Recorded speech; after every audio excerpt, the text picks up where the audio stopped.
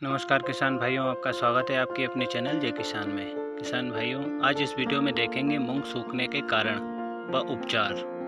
किस कारण सूखते हैं मूंग। स्टार्टिंग में ये समस्या ज़्यादा रहती है, कहीं कहीं पे बाद में भी रहती है, जब फल आने का समय रहता है उस समय भी रहती है। तो स्टार्टिंग का कारण जो मूंग सूखते हैं, एक तो होता है कहीं कहीं पे बहुत ज़्यादा सूखने की समस्या आ रही है। तो एक तो कारण ये होता है कि एक इल्लियों का कारण रहता है, जो ज़मीन में अंदर जो इल्लियाँ रहती हैं वो भी खाती हैं, उस कारण भी सूखते हैं। और दूसरा कारण रहता है फंगस का। आप किसान भाइयों, आप सब लोग जानते ही हों, या तो कीट पतंगे काटते हैं अंदर से जड़ को, या फंगस ख़त्म करती है। दोनों के कारण ही होता है।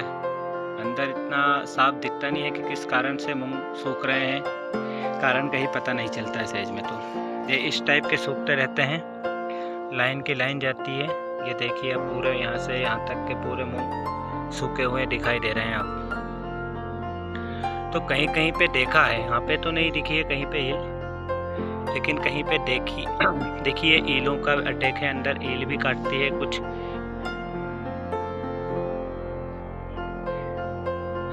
और फंगस की भी समस्या रहती है। तो इसका सबसे अच्छा उपाय है, मैं पिछली बार भी मैंने करा था, यूरिया के साथ में डाला था अपना क्लोरीसाइफरमेथ्रिन, क्लोरीफाइरिफास ले लीजिए 50% प्लस साइफरमेथ्रिन 4%।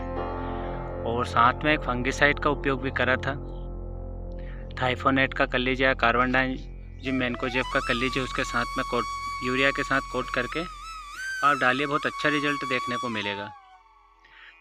जो सूखने की समस्या है वो ये मान के चलो 80% ख़त्म हो जाएगी फसल में, क्योंकि पिछली बार भी सूख रहे थे। यहाँ पे क्या नमी ज़्यादा रहती है, हमेशा खेत घाम खाता नहीं है। फसल जैसे ही सोयाबीन कटती है वैसे ही गेहूँ बोआ जाते हैं, गेहूँ के बाद में फिर जस्ट मूंग बोआ जाते हैं, और मूंग कटते हैं, खेत घाम खाता नहीं है, बारिश लग जाती है। तो ज़्यादा नमी के कारण भी सूखने की समस्या आती है। और मूंग बोते बोते हो गए, ये मान के चलिए 15 साल से ऊपर हो चले हैं। तो ये सूखने की समस्या है, और यहाँ बहुत कम देखने को मिली, कहीं कहीं तो इतने दड़े के दड़े देखने को मिल रहे हैं।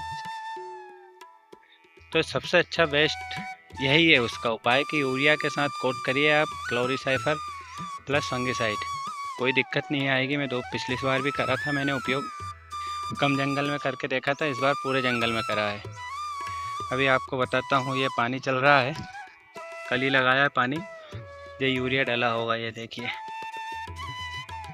ये यूरिया डला हुआ है। कम डालिए यूरिया, ज़्यादा ना डालें, क्योंकि इल्लियों का टेक रहता है। अगर ज़्यादा यूरिया फेंकेंगे तो इल्लियाँ लगती है मिठास के कारण। तो आप 1 एकड़ में ये मान के चलिए आधी बोरी ले लीजिए, या 20 किलो, 15 किलो, 20 किलो, जितने भी आप डालिए आपके हिसाब से।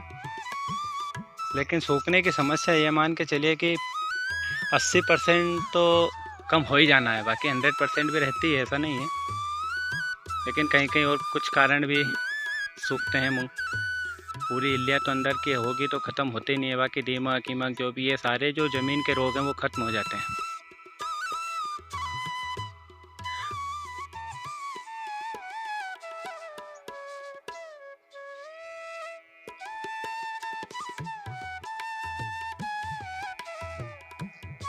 कि उपचार करके भी लगाए थे इसमें, थाइमोथॉक्सम प्लस जेलोरा का उपचार करा था। इसके बाद में भी सूखने की समस्या तो आती है कहीं कहीं पे, जहाँ ज़मीन में ज़्यादा नमी रहती है वहाँ पे तो आती है, या तो इल्लियों के कारण आती है।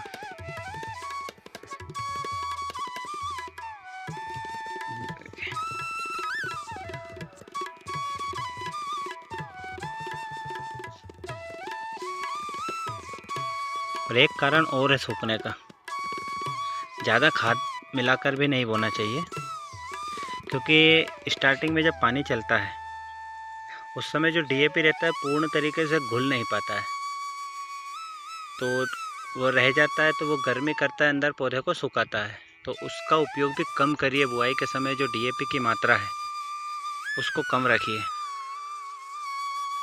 डीएपी ज़्यादा मिलाने से भी सूखने की समस्या आती है। अब देखते हैं क्या कंडीशन रहती है क्या नहीं रहती है। मैं आपको, क्योंकि ये रिज़ल्ट अच्छा मिला था, पिछली बार उपयोग करके देखा था। यूरिया में क्लोरीसाइफर प्लस फंगिसाइड का उपयोग करा था, कोट करके डाली थी, तो वहाँ पे सूखने की समस्या ख़त्म हो गई थी। इस वजह से पूरे खेत में इस बार डलवाई है, जबकि कम सूख रहे हैं। यहाँ का दड़ा दिख रहा है, यहाँ पे ही सूख रहे हैं, बाकी उधर कहीं भी सूखने की समस्या नहीं है।